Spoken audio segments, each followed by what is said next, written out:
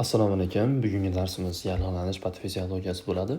Yallig'lanish bu vaskulyar to'qimani, ya'ni qon bilan ta'minlangan to'qimani zararlanishi natijasida qon aylanishida buzilishi, uni tarkibini o'zgarishi hamda biriktiruvchi to'qimada alteratsiya, eksudatsiya hamda proliferatsiya bilan kechuvchi murakkab tipik patologik jarayon bo'ladi. Aytyapmizki, yallig'lanish faqatgina qon aylanish sistemasi rivojlangan organizmlardagina yuzaga keladi. Shuning uchun turli xil hujayrasiz organizmlar, bir umurtqalilar yoki turli xil parazitlarda yallig'lanish reaksiyasi sodir bo'lmaydi, chunki ularda qon aylanish sistemasi mavjud emas. Hop, bugungi mavzuyimizda yallig'lanish jarayonida amalga oshadigan qon tomirida amalga oshadigan hujayraviy hamda turli xil molekulyar mexanizmlarni sizlar bilan birgalikda gaplashib o'tamiz. Hop, yallig'lanish bu gaplashib o'tdik. Yallig'lanishni keltirib chiqaradigan etiologik faktorlarni biz ilmiy tilda flogogen omillar deb nomlaymiz. Flogogen omillar deb nomlaymiz. Flago so'zi bu yallig'lanish degan ma'noni bildiradi.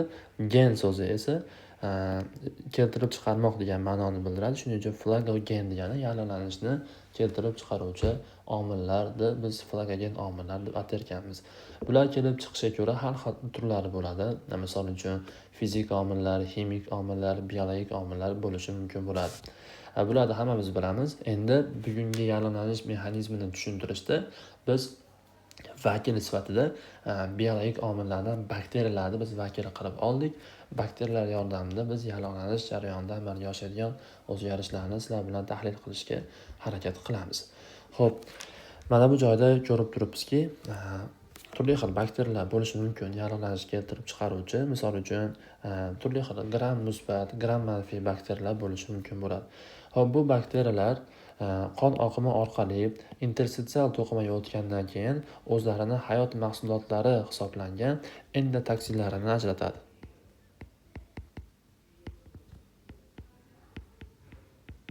Endotoksin ajratib chiqaradi. Bu endotoksin hamda gram manfiy bakteriyani hujayra yuzasidagi turli xil antigenlar bular o'zlariga qarshi organizmda immun javob hosil qildiradi. Ya'ni bularga qarshi organizmda immun javob paydo bo'ladi. Immun javob paydo bo'lishi hisobiga interstitsial to'qimaga bizda organizm uchun eng kerakli bo'lgan hujayralardan biri bu semiz hujayra kiradi. Ya'ni semiz hujayra yallig'lanish o'chog'iga keladi. Nimani hisobiga? Organizmda immun javob hosil qilish kerak. Shuning uchun birinchi o'rinda semiz hujayra keladi. Semiz hujayrani hujayra membranasidagi turli xil retseptorlar bularni retseptorlar oladigan bo'lsak, mana shu gram manfiy bakteriyalar yuzasidagi turli xil antigenlar hamda shu endotoksinlar bilan o'zaro birikib bu hujayramiz aktivlashadi.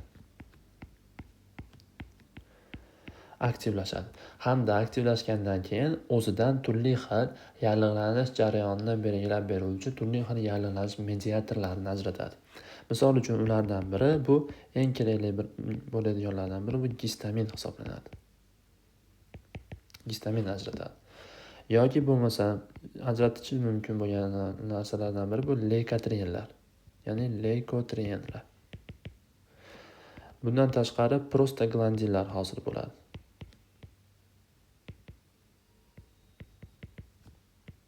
Prostaglandinlar. Xo'p, bu yallig'lanish mediatorlarining gistamin, leykotrien hamda prostaglandinlar o'zi semiz hujayra tarkibida tayyor holatda sintezlangan bo'ladi, lekin turli xil granulalar ichida joylashgan bo'ladi. Shuni hisobiga semiz hujayra aktivlashgandan keyin aynan bu granulalar ichidan yallig'lanish mediatorlar sekin-astalik bilan ajratiladi. Gistamin, leykotrien hamda prostaglandinlar. Bundan tashqari yallig'lanish mediatori sifatida bizda bradikinin ham bor. Bradikinin. Bu ham yallig'lanish mediatori hosil bo'ladi-yu, lekin semiz hujayradan ajralmaydi. Bu bradikinin yallig'lanish mediatori aynan interstitsial to'qimada paydo bo'ladi. Bradikininni hosil qilishda bizda kininogen kerak bo'ladi. Kininogendan bradikinin hosil bo'lishini stimullovchi omil bu kallikrein hisoblanadi. Kallikrein. hisoblanadi. Aynan bu kallikrein kininogendan bradikinin hosil bo'lishini ta'minlab beruvchi faktor hisoblanadi. Endi kallikrein bo'ladigan bo'lsa, qon tomir bo'shlig'ida kallikrinogendan hosil bo'ladi. U keyinchalik endoteliyalar orasidagi tirqishdan o'tib turib, interstitsial to'qimaga keyinchalik bradikinin hosil bo'lishini ta'minlab beradi. Hop, endi bradikinin ham hosil qilib oldik. Endi biz ko'rdik gistamin, lekotrin, prostaglandin. Lekotrin bilan prostaglandin nafaqat bu semiz hujayralar ham, balki interstitsial to'qimada ham hosil bo'lishi mumkin bo'ladi. Bu qanday deydigan bo'lsangiz, bu mana biz birinchi gaplashib o'tdikki, mana hujayradan, ya'ni bakteriyadan ajralgan endotoksin bu faqatgina immun javob hosil qilishda ishtirok etmaydi. Bu hujayra membranasidagi biz gaplashib o'tganimiz maxsus ferment bor edi. Bu fosfolipaza A2 ferment bo'ladi. Shu endotoksin aynan shu fosfolipaza A2 ni aktivlaydi. Aktivlashgandan keyin biz hujayra shikastlanishi mavzusida gaplashib o'tdik. Hujayra shikastlanishida aytdikki, fosfolipaza A2 aktivlashganda ikki qavat fosfolipidlar qavatini zararlaydi. Natijada hosil bo'ladigan moddani otini biz arahidon kislota deb nomlaymiz. Ya'ni arahidon kislota hosil bo'ladi. Arahidon kislotadan keyin ikki xil yo'l bilan ikki xil yaralanish mediator hosil bo'ladi. Birinchisi lipooksigenaza yo'li bilan lekotrinlar hosil bo'ladi. Siklooksigenaza yo'li orqali prostaglandin hosil bo'ladi.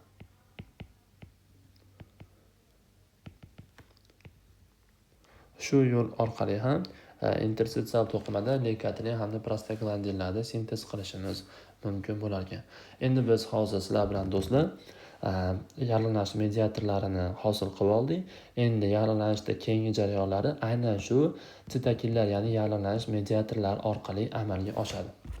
Ya'ni bu hosil bo'lgan barcha yaralanish mediatorlari o'zaro ta'sir ko'rsatadi. O'zaro, ya'ni birgalikda ishlaydi. Birinchi ta'sir ko'rsatadigan joyi bu qon tomir endoteliy devorida shu yaralanish mediatorlarini sezadigan maxsus retseptorlar bo'ladi. Shu retseptorlar bilan o'zaro birikadi. Endi bu retseptorlar bilan o'zaro birikganda qanday jarayon amalga oshadi deydigan bo'lsangiz, birinchi o'rinda sodir bo'ladigan jarayonlardan biri bu, ya'ni mana bu joyda endoteliya orasi ko'ryapsizki, zich bir-biriga bog'langan bo'ladi. Endi yaralanish mediatorlari kelib bu retseptorlarga birikkandan keyin mana shu o'rtasidagi tirqishlar ochilib ketadi, ya'ni kengayib ketadi. Natijada nima hosil bo'ladi? Natijada hosil bo'ladiganlar mana oralardagi tirqishlar kengayib ketadi. Mana ne bo'lib kengayib ketdi. Shuni hisobiga qanday jarayon bo'ladi deydigan bo'lsak, endi bag'iga yaralanishda biz o'rganganmizki, patofiziologiya kursida yaralanishga xos bo'lgan 5 ta mahalliy belgi bor. Bu mahalliy belgilarda avtor nomi bilan Sels-Galen pentadasi deb ham nomlanadi. Bularni hozir mana aka bir yozib olamiz. Birinchi sodir bo'ladigan narsa bu shish hisoblanadi. Ya'ni shish paydo bo'lishi kerak bo'ladi. Aynan shu yaralanish o'chog'ida, organizm bo'ylab butunlay emas, yaralanish o'chog'ida shish paydo bo'ladi. Endi biz hozir shishni hosil bo'lish mexanizmini o'rganamiz. Endi mana ko'rdikki, biz prostaglandin kabi turli xil yaralanish mediatorlari shu endoteliy retseptorga birikkandan keyin bularni aktivlaydi. Aktivlashgandan keyin biz aytdikki, endoteliy oralig'ida mana tirqishlar kengayib ketdi. Kengaygandan keyin nima bo'ladi deydigan bo'lsak, kengaygandan keyin biz bilamizki, aynan qonning suyuq qismi, ya'ni plazma sekin astalik bilan aynan shu tirqishdan sekin o'tib oladi. Ya'ni interstitsial to'qimaga sekin harakatlanadi. Natijada suyuqlik interstitsial to'qimada to'planadi. Mana bu joyda suyuqlik to'planadi va bu yerdagi bosim ortadi. Ya'ni ko'radigan bo'lsak, bu yerdagi bosim ortadi. Chunki nimaga bosim ortyapti? Aynan shu qismga suyuqlik to'planyapti. Ashuna hisobga bosim ortib, shish paydo bo'ladi. Bu shishni hosil bo'lish mexanizmi hisoblanadi, do'stlar. Endi keyingi hosil bo'ladigan narsa bu og'riq. Hozir biz pentada, Sels-Galen pentadasi deb nomlayapmiz. Ya'ni 5 ta mahalliy belgi bo'ladi. Bu mahalliy aynan shu yallig'lanish o'chog'ida paydo bo'ladigan mahalliy belgilar hisoblanadi. Endi biz hozir aytayotgan og'riq ham aynan shu o'chog'ida paydo bo'ladi. Endi og'riqda hosil bo'lish mexanizmi shundan iboratki, birinchi o'rinda aynan shu to'qimada do'stlar, to'qimada maxsus retseptorlar bo'ladi. Bu retseptorlar nomini notsetseptorlar deymiz. Ya'ni bular og'riqni sezuvchi retseptorlar hisoblanadi. Ya'ni og'riqni sezuvchi retseptorlar bo'ladi. Biz bularning nomini notsetseptor deb nomlaymiz. Notsetseptor. Og'riqni sezuvchi retseptorlar. Bu og'riqni sezuvchi retseptorlar mana bu joyga suyuqlik o'tishi hisobiga bu yerdan bosim ortyapti. Shuning hisobiga bu retseptorlar qo'zg'aladi, ya'ni suyuqlikni mexanik ta'siri hisobiga bular qo'zg'alib, og'riq paydo bo'ladi. Bundan tashqari, ya'ni notsetseptorlarning mexanik ta'sirlanishidan tashqari bizda hosil bo'lgan bradikinin yallig'lanish mediatori ham aynan shu og'riq retseptorlarni qo'zg'atish qobiliyatiga ega. Shuning hisobiga ham og'riq bizda yuzaga keladi. Bu og'riqning hosil bo'lish mexanizmi hisoblanadi. Endi uchinchi mexanizm, uchinchi bu belgi bu qizarish hamda to'rtinchisi haroratning ortishi. Ya'ni qanaqa harorat bu? Temperatura emas, ya'ni isitma bo'lmaydi, mahalliy haroratda ortadi.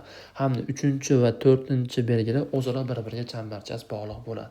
Bularni keltirib chiqaruvchi mexanizm quyidagilardan iborat.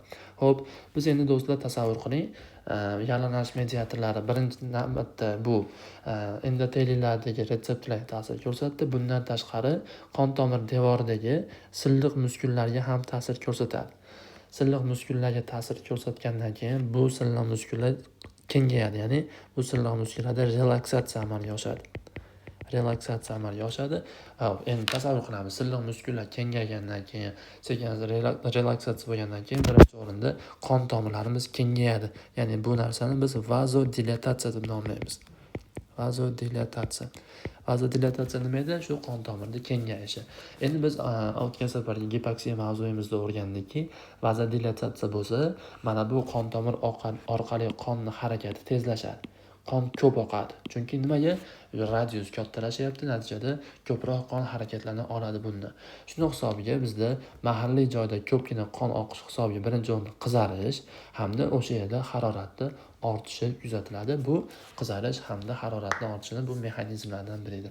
Hamda Tsetseptor pentadasining 5-vakili bu aynan shu mahalliy yoki yallig'lanish kechayotgan organda funksiyasini buzilishi. Buni biz funksiyoliaza deb nomlaymiz, ya'ni funksiyaning faoliyatining buzilishi. Aynan bu mexanizmi shu yallig'lanish jarayonini og'ir kechishini oxirgi belgisi hisoblanadi, ya'ni organ faoliyatini buzilishi. Xo'p, biz hozir Tsetseptor pentadasi haqida gaplashib o'tdik, ya'ni yallig'lanishni mahalliy belgilari haqida. Endi keyingi mexanizm biz aytdikki, xo'p, mana bu joyda yallig'lanish mediatorlari kelib endoteliyalar aktivlashgandan keyin endoteliyalar ichida maxsus granulalar bo'ladi. Shu granulalar tarkibida turli xil oqsillar tayyor holatda, ya'ni preformat holatda sintezlangan bo'ladi. Mana bu joyni o'chirib turaman hozircha. Preformat holatda sintezlanadi. Qachonki endoteliy hujayrasi aktivlashganda, aynan shu holatda, tayyor holatda sintezlangan oqsillar hujayra membranasi tashqarisiga chiqarila boshlaydi. Turli xil oqsillar chiqadi. Mana chiqdi. Bu oqsillarning nomini biz do'stlar selektinlar deb nomlaymiz.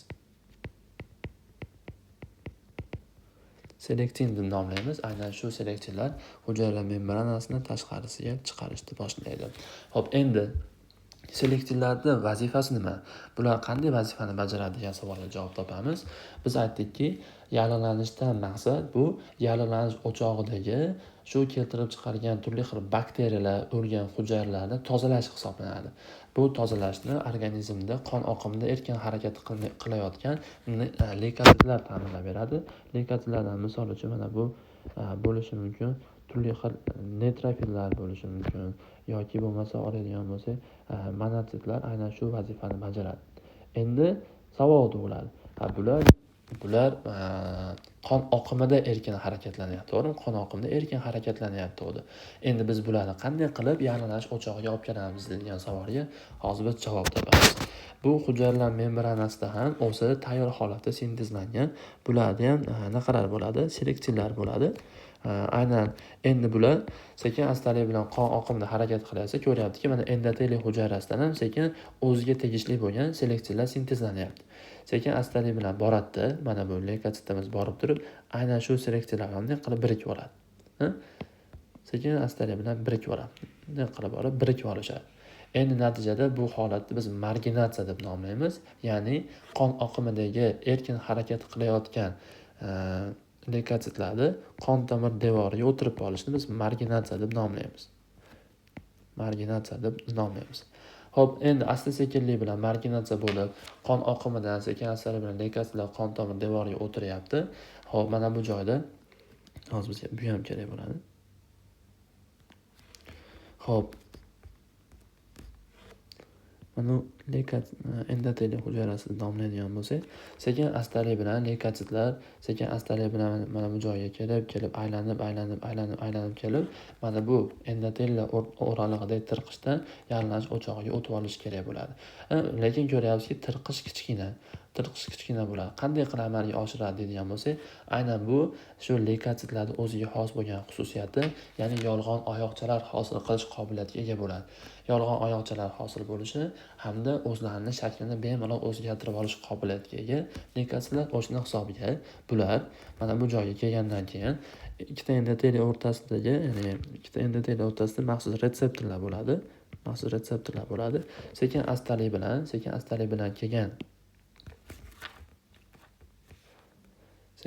bilan kelgan bizda naqamiz, ya'ni leykositimiz aynan shu hujayra membranasi orqali, ya'ni endoteliy oralig'idagi tirqishdan sekin o'zining shaklini qilib o'zgartirib o'tib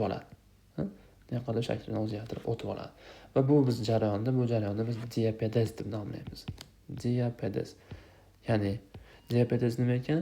Bu leykositlarda, ya'ni yallig'lanishni belgilab beruvchi leykositlar, misol uchun neytrofillar, monotitlar, makrofaglarni shaklini o'zgargan holatda qon tomir bo'shlig'idan endi qaysi bo'shliqqa, interstitsial bo'shliqqa o'tishini biz diapedes deb nomlar ekanmiz. Endi mana o'tkazib oldik. O'tib oldi mana. Bu leykosit mana chiroyli bo'lib o'tib oldi. Xo'p, o'tgandan keyin nima bo'ladi deydigan bo'lsa, endi buni ham hujayra membranasida turli xil retseptorlar bo'ladi.